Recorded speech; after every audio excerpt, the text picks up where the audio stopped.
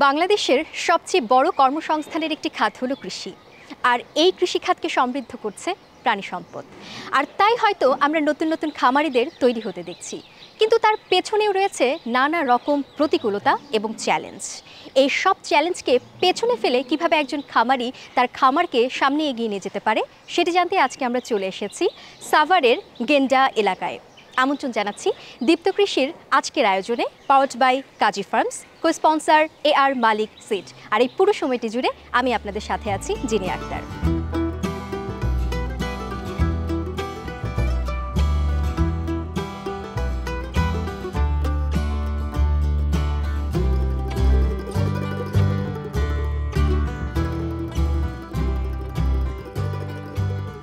দর্শক, আমাকে দেখতেই পাচ্ছেন এই মুহূর্তে কিন্তু আমি শফিক ভাইয়ের খামারে অবস্থান করছি এবং আপনাদেরকে একটি তথ্য দিয়ে রাখি, সেটি হচ্ছে দীর্ঘ 25 বছর যাবত ধরে কিন্তু তিনি এই কাজের সাথে যুক্ত আছেন।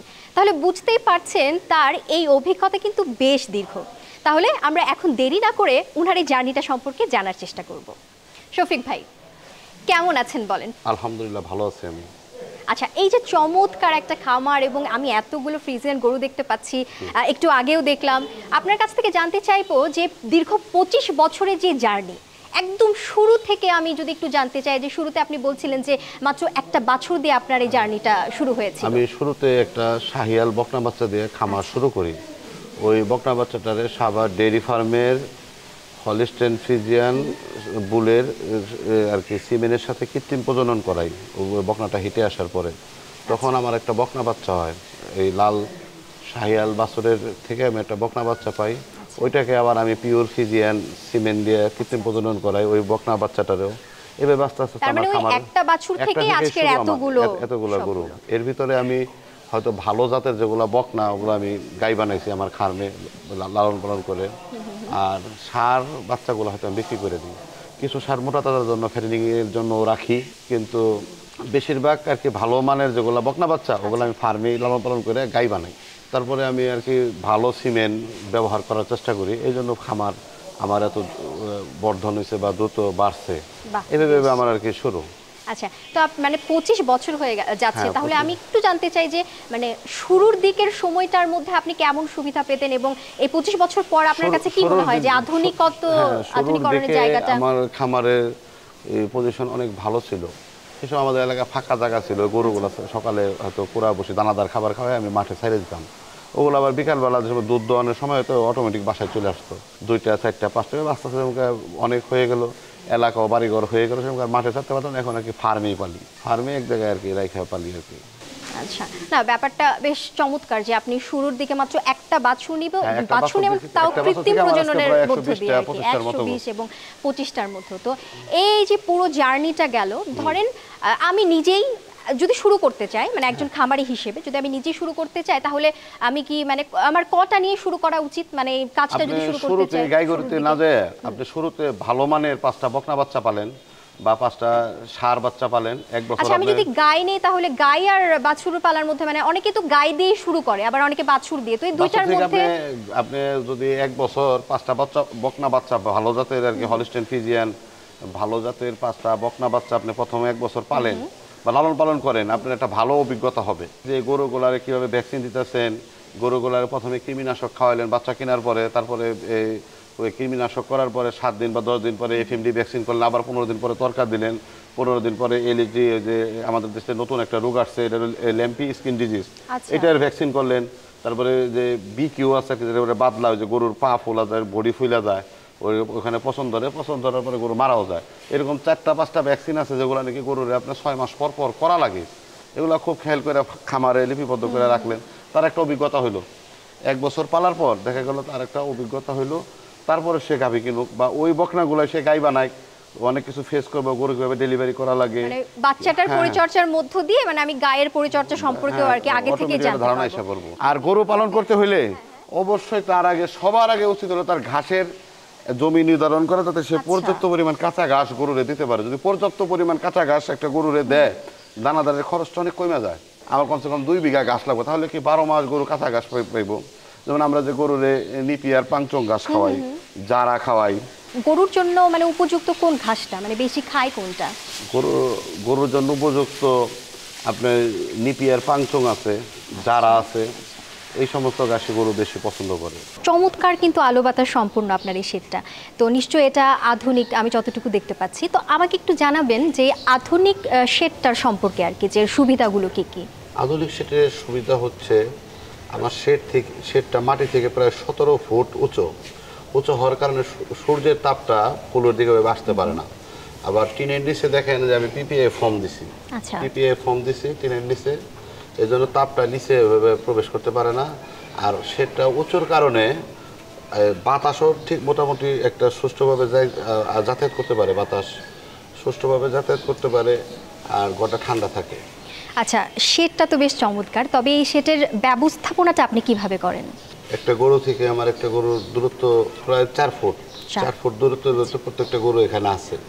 আর একটা গরুর জন্য জায়গা রাখা আছে প্রায় 5 ফুটের মতো। নিচে ম্যাট দেওয়া হয়েছে, প্লাস্টিকের ম্যাট দেওয়া হয়েছে। ম্যাট দেওয়ার কারণে খোঁড়া ক্ষয় যায় না, মেস্টাইটিসের ঝুঁকি কম থাকে। গরুটা হয়তো গরুর পা গোলা গিরু ওগুলো চলে যায়, ম্যাট না দিলে সমস্যা হয়। শরীরে ঘা দেখা দেয়, পাকার ঘষায় জায়গা থাকতে থাকতে গরুর দেখা গেছে শরীরে ঘা দেখা দেয়, পাও চলে যায়, বিভিন্ন সমস্যায়। গরু স্লিপ কাটার ভয় থাকে, স্লিপ কাটলে হয়তো তার যে পাও ডিসপাস হয়ে যেতে পারে, পাও ভেঙে যেতে পারে, বিভিন্ন সমস্যা হয়। আর এই যে পয় নিষ্কাশনের যে ব্যবস্থাটা আছে, ব্যবস্থা আমার যে গোবর যে আছে এটা বিক্রি করে দিই, এখানে গোবর রাখার হাউস আছে, ওই হাউসে গোবর বিক্রি করে দিই। আর এই যে আমার যে পানি এটা পৌরসভার ড্রেনে চলে যায়, শুধু পানিটা পৌরসভার ড্রেনে চলে যায়, এইভাবে আর কি পয় নিষ্কাশন ব্যবস্থা। আর গরুরে মনে করেন হয়তো যে সকালে ঘুম থেকে ওঠার পরে গরু গোসল করে, পরিষ্কার করার পরে দানাদার খাবার দেয়, তারপরে খড় দেয়, তারপরে আবার খড় খাওয়া শেষ হলে ঘাস দেয়, মানে এগুলো তো দেখতেছি এইভাবে আর কি চলে। আবার দেখা গেছে সকালে একবার ভোরে গোসল করানো হয়, আবার দুধ দোহানোর পরে একবার গোসল করানো হয় গরমের সময় আর কি। আবার দুপুরে আপনার যে খড় ঘাস এগুলো খাওয়ার পরে আবার দুপুরে একবার গোসল করানো হয়, তারপরে আবার দানাদার খাবার দেওয়া হয়। দানাদার খাবার দেওয়ার পরে গরুর দুধ দোহায়, দুধ দোহানোর পরে আবার যাতে গরু শুয়ে না পড়ে, মেস্টাইটিসের ঝুঁকি আর কি কম থাকে, এই জন্য আমরা খড় দিই, খড় খাওয়ার পর আবার রাতে ঘাস দিই, তারপরে গরু রেস্টে চলে যায়। ভাই আপনার শেড সম্পর্কে তো জানলাম, তাহলে চলুন আমরা এবার একটু ঘুরে দেখি। হ্যাঁ চলুন।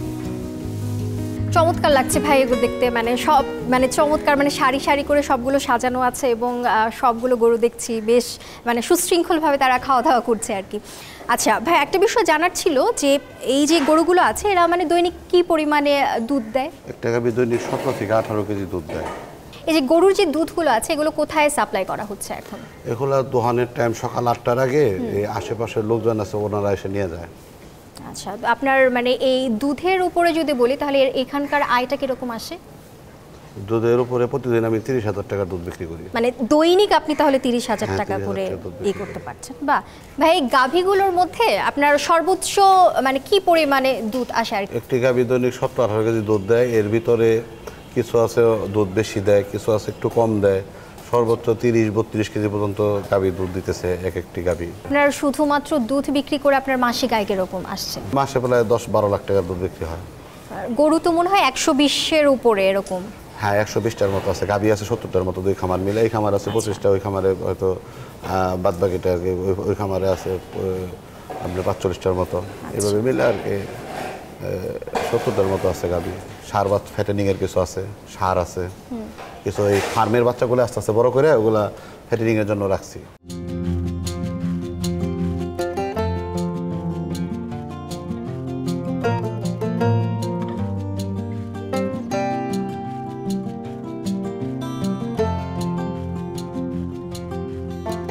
আপনি একটা বিষয় তখন বলছিলেন যে আপনার 120টার উপরে গরু এবং প্রত্যেকটা গরুর কিন্তু ভিন্ন ভিন্ন নাম, ব্যাপারটা খুবই চমৎকার।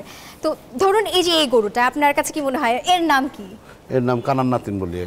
তো আমি যদি আপনাকে সবগুলো গরু আলাদা আলাদা করে যদি বলি, আপনি কি আইডেন্টিফাই করতে পারবেন? হ্যাঁ আইডেন্টিফাই করতে পারবো। আচ্ছা, আমার একটা বিষয় জানার ছিল যে দেখুন এই যে আপনি যে খাবারের যে ব্যবস্থাটা, মানে এটার আলাদা করে কোনো নাম আছে? হ্যাঁ ম্যানজার বলে। তাহলে প্রত্যেকটা মানে এক একটা ম্যানজার হিসেবে। খাবার। আচ্ছা, আর এগুলো দূরত্বটা কিরকম হবে প্রত্যেকটা ম্যানজারের? 4 ফুট। 4 ফুট দূরত্বে, তাহলে প্রত্যেকটা ম্যানজার থাকছে। আচ্ছা বেশ। তো আমার আরেকটা বিষয় আমি খুব জানতে চাচ্ছি, সেটা হচ্ছে যে গরুদের তো রোগ বালাইয়ের একটা বিষয় আছে। তো প্রত্যেকটা গরুর তো আবার মানে এক এক রকম ভ্যাকসিন, এক এক রকম রোগ। তো মানে এই পর্যন্ত আপনি কিরকম মানে বছরে রোগের ক্ষেত্রে আমাদের যে রোগগুলা গরুর যে ম্যাক্সিমাম রোগগুলো এগুলো ভ্যাকসিন বছরে আমরা 2বার দিই। আচ্ছা, আপনার তরকা আছে, তারপরে বিকিউ আর কি, গলা ফোলা, বিকিউ বাদলা যেটা বলে, বাদলার ভ্যাকসিন দেই।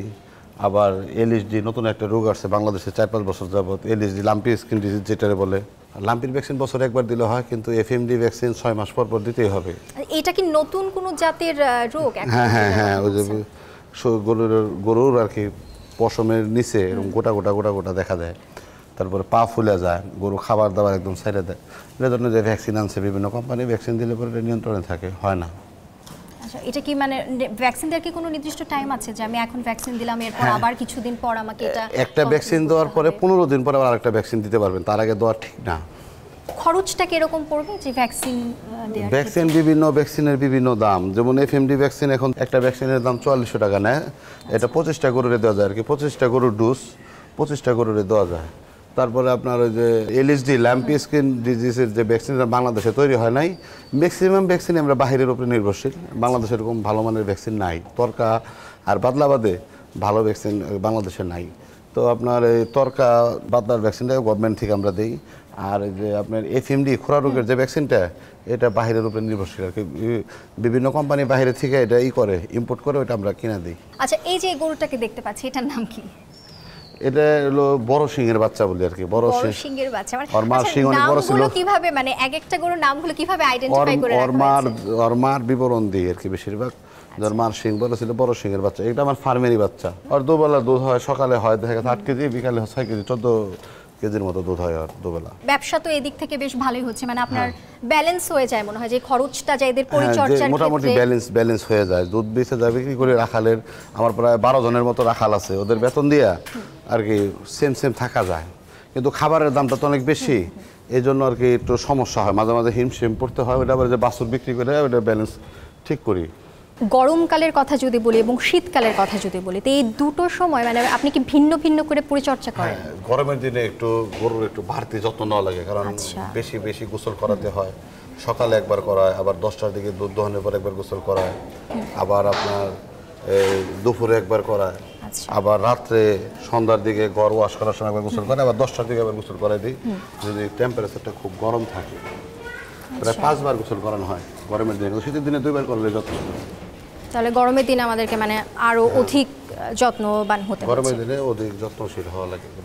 আর শীতকালে তাহলে কিভাবে এটা পরিচর্যাটা করা হয়? শীতকালে একটু গরুর ঘরে একটু পানি কম লাগানোই ভালো।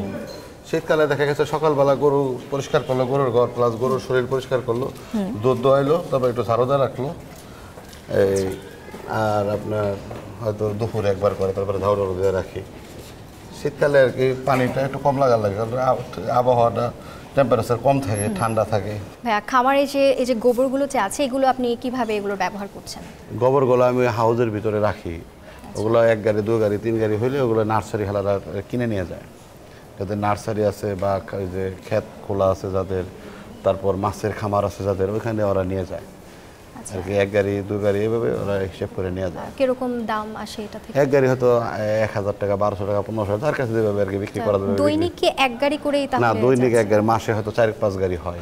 মাসে 4-5 গাড়ি? মাসে 4-5 গাড়ি হয়। বা আমার নিজেরও ঘাস খেতে আছে, আমার নিজের ঘাস খেতেও দিই, দিয়ে ঘাস উৎপন্ন করি গরুর জন্য।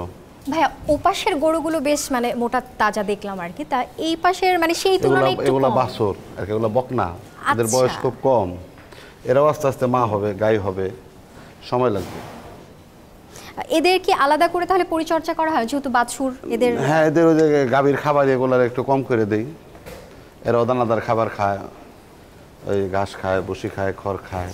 আচ্ছা আচ্ছা। এরাও একটা সময় গাই হবে। আমার একটা খামার আছে, এই খামার ছাড়াও আমার আর কি টিয়াবাড়ি তার একটা খামার আছে, আমি যে বাসায় থাকি। ওটা আপনি পুরনো খামারের কথা বলছেন? পুরনো খামার। তাহলে চলুন আমরা ওটা তাহলে একটু দেখে আসি। আচ্ছা চলেন যাই, ওই খামারে যাই।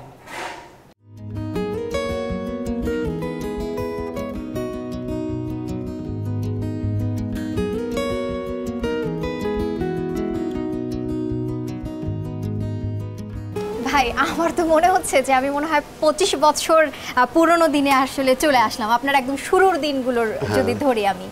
তো আপনার কি এই সেই খামার যেখান থেকে আর কি আপনার যাত্রাটা শুরু হয়? হ্যাঁ, এখান থেকে যাত্রা শুরু হয় আমার। আচ্ছা, তো আপনি যে ওই বলছিলেন যে সেই বাছুর থেকে শুরু করার, তো আপনার কি মানে আপনি যে বাবাদের কথা বললেন সেই বাপদাদার আমল থেকে কি তাহলে এই খামারটা চলছে? আমাদের বাপদাদার আমল থেকে গরু পালছে, তারপরে একদম বিক্রি করে দিয়েছিল। একটা বাছুর ছিল, একটা বাছুর থেকে এবারে এতগুলা গরু হয়েছে। আচ্ছা, আর এই যে পুরো খামার, এই ব্যবস্থাপনার ক্ষেত্রে এখানে কজন স্টাফ মানে কাজ করছে এখন? আমার তো খামার দুইটা, এই খামারে আছে 7 জন, ওই খামারে আছে 5 জন, 12 জন স্টাফ। তাহলে টোটাল হচ্ছে আপনার 12 জন স্টাফ এখন হ্যাঁ, 12 জন স্টাফ কাজ করতেছে। আচ্ছা, আমি একটু যদি আপনার মানে আয় ব্যয় হিসাবের দিকে যদি একটু যাই, তো সেই ক্ষেত্রে আমার দুই খামার মিলে আমার প্রায় দুধ হতেছে আপনার 450 কেজি বা 500 কেজির মতো প্রতিদিন আর কি। এভারেজ আপনার আমার 30-35 হাজার টাকার মতো দুধ বিক্রি হয়। হ্যাঁ, আবার খরচও আছে, আপনার 25-30 হাজার টাকা খরচও আছে। প্রতিদিন প্রায় 25-26 হাজার টাকার বসি লাগে, স্টাফ খরচ আছে, খড় কিনা লাগে, কিছু কিছু ঘাস কিনে খাওয়াতে হবে, আবার গাড়ি ভাড়া দানা লাগে, এমনি খরচ আছে। আমার 30 হাজার টাকার মতো খরচও আছে। আমার ওই যে বছর শেষে যে আমার 70টা গাভী থেকে 70টা বাচ্চা হয়, এইভাবে একটা ব্যালেন্স হয়ে যায়। না, আপনার ওই বাছুর যখন আসে তখনই সামঞ্জস্যতা হয়ে যায়, বছরে হয়তো 15 থেকে 20 লক্ষ টাকা বছরে আসে এই খাত থেকে। কিন্তু আমাদের হলো মেন সমস্যা কি আপা, আসলে এই সেক্টরটা দেখার মতো সরকারিভাবে এরকম কোনো নজরদারি নাই। আমাদের এই যে বসির দাম দেখা গেছে 8টা-10টা কোম্পানি এক জায়গায় বসে বসির দাম বাড়ায় দেয়। 1200 টাকার বসে 1 লাফে 2000 টাকা 2200 টাকা হয়। এটা দেখার মতো আসলে কেউ নাই। ভাইয়া, আমাদের ধরেন এখন যারা নতুন উদ্যোক্তা আসছে এবং যারা খামার করতে চাচ্ছে, তো তাদের উদ্দেশ্যে, যেহেতু আপনার 25 বছরের অভিজ্ঞতা, তো তাদের উদ্দেশ্যে আপনার কি পরামর্শ থাকবে? তাদের উদ্দেশ্যে আমি এটাই বলবো, গরুর খামার তো সহজ জিনিস না। যদি নতুন কোনো উদ্যোক্তা হতে চায়, তার প্রথমে 5টা বকনা নিয়ে 1 বছর পালবো। 1 বছর পালবো, সে ওইটা অটোমেটিক কীভাবে ভ্যাকসিন দেওয়া লাগে, কীভাবে তার যত্ন নেওয়া লাগে, কৃমিনাশক করা লাগে, সে অটোমেটিক একটা পানি সম্পদ অফিসের সাথে যোগাযোগ করে বা একটা বড় খামারে যাতায়াত করে 1 মাস যাতায়াত করলে পরে উনি বুঝতে পারবো যে কোন সময়ে কৃমিনাশক করা লাগে, কোন সময় ভ্যাকসিনেশন করা লাগে। আগে 5টা বকনা নিয়ে, হলিস্টাইন ফ্রিজিয়ান পিওর 5টা বকনা নিয়ে সে আগে মাঠে নামুক, পালুক, 1 বছর পালুক, বুঝুক, তারপরে সে গরুর সেক্টরে উনি যাক। আর এর আগে যাওয়ার আগে তার ঘাসের জমি নির্ধারণ করতে হবে। যদি খামার করতে চায় তার আগে যেন পর্যাপ্ত পরিমাণ ঘাস থাকে। সে যদি পর্যাপ্ত পরিমাণ ঘাস গরুরে দিতে পারে, তার দানাদারের খরচটা অনেক কমে যাবে। এই নতুন আমার এই আশা। আচ্ছা, তো আপনার তো 25 বছর হয়ে গেল, তো এখন আপনার ভবিষ্যতে কি পরিকল্পনা আছে এই খামারগুলো? ভবিষ্যৎ নিয়ে যে গরু পালবো বা আরো বাড়াইবো। ওই যে আমার ওখানে নতুন একটা শেড করছি, ওখানে আরো কিছু গরু হয়তো বা কিনবো। ঈদের সময়টা যদি ধরি, হ্যাঁ, ঈদের সময় আমি ফেরেনিং, আমার এখানে 12 মাসে ফেরেনিং এর ব্যবস্থা আছে। যে আমার এই পাশে যে গরুগুলো দেখতেছেন, এগুলো সব ফেরেনিং এর গরু, যে সার। দেখা গেছে আমি গরুগুলা আমি ঈদের আশায় না থেকে আমি হয়তো 6 মাস পর পর আমার ফার্মের যে সার বাচ্চাগুলো আছে, ভালো জাতের হলিস্টাইন সার বাচ্চাগুলা, এই বাচ্চাগুলো আমি মোটা তাজা করি, ন্যাচারাল খাবার খাওয়াই, যেমন ভুট্টার যাও, গমের যাও, পায়ের, এগুলো খাওয়াই, সাথে হয়তো কৃমিনাশক করি, ঠিক মতো ভ্যাকসিনেশন করি। করার পরে এগুলার আমি আর কি মোটা তাজা করে আমি 6 মাস পর পর বিক্রি করে দিই। হয়তো আমি কুরবানি ঈদের আশায় আমি থাকি না। রোজার ঈদের সময় একটা ভালো দাম পাওয়া যায়, যেটা কুরবানির ঈদে পাওয়া যায় না। আপনার আগে থেকে একটা প্ল্যানিং থাকে যে আমি রোজার ঈদে বিক্রি করে দিই। আমি কুরবানির ঈদের আশায় কোনো গরু রাখি না। হয়তো 2-4টা যদি থাকে তাহলে বেশি, ভালো দাম পাইলে বেশি। বিশেষ করে তাহলে ওটার জন্য আপনি না, ওটার জন্য আমি রাখি না। আমি 6 মাস পর পর একটা গরু বিক্রি করি খামার থেকে। হয়তো কিছু গাই কনসেপ্ট করতেছে না, ওগুলোরে খাবার দেয়, মোটা তাজা করে ওগুলোও বিক্রি করি। আপনাকে অসংখ্য ধন্যবাদ, আপনি আপনার মূল্যবান সময়টি আমাদেরকে দিলেন। আমরাও আশা করছি যে আজকে আমাদের যে আলাপটি হলো বা আপনি যে পরামর্শগুলো দিলেন, এই পরামর্শগুলোর মধ্য দিয়ে যারা নতুন খামারিরা আসবে তারা আমার মনে হয় যে একটা উদ্যমী ভূমিকা পালন করতে পারবে। তো আপনাকে অনেক আপনাদের দীপ্তি টিভিও অনেক ধন্যবাদ, আপনাদের টিমকে অনেক ধন্যবাদ। আপনারা যে আপনাদের মূল্যবান সময় ব্যয় করে আমার এই খামার ভিডিও করলেন। অনেক নতুন নতুন উদ্যোক্তা এটা দেখে হয়তো খামার করার জন্য আশা বরণ করবো, উৎসাহী হবে। নতুন নতুন অনেক খামারি সৃষ্টি হবে, আমি এই আশা করি। আপনাদের ধন্যবাদ। আসসালামু আলাইকুম। কৃষি বিষয়ে যে কোনো তথ্য জানতে ও জানাতে লিখতে পারেন এই ঠিকানায়। দীপ্ত কৃষি, প্লট 7/A/গ, তেজগাঁও শিল্প এলাকা, ঢাকা 1208। আপনারা চাইলে ইমেল করতে পারেন krishi@dipto.tv এই ঠিকানায়, অথবা ফোন করতে পারেন 0178-768-2832 নম্বরে। শুক্রবার ছাড়া প্রতিদিন সকাল 9টা থেকে বিকেল 5টা পর্যন্ত। দর্শক, আজ এ পর্যন্তই। আপনারা দেখছিলেন একজন খামারি 25 বছর ধরে কিভাবে তার সফলতার কথা তিনি বলছিলেন। তবে শুধু যে আমরা সফলতার কথা শুনেছি তা কিন্তু নয়, তার অনেক রকম সংকট ছিল, অনেক রকম চ্যালেঞ্জ ছিল এবং সেগুলোও কিন্তু তিনি মোকাবেলা করে এসেছেন। তাই আমরা আশা করছি আজকের এই পর্বের মধ্য দিয়ে যারা নতুন খামারি হবে তারাও কিন্তু এই সংকটগুলো মোকাবেলা করে সামনের দিকে অগ্রসর ভূমিকা পালন করতে পারবে। শেষ করছি আজকের দীপ্ত কৃষির আয়োজন, powered by Kazi farms, co sponsored by AR Malik seed. এতক্ষণ সাথে থাকার জন্য আপনাদের ধন্যবাদ।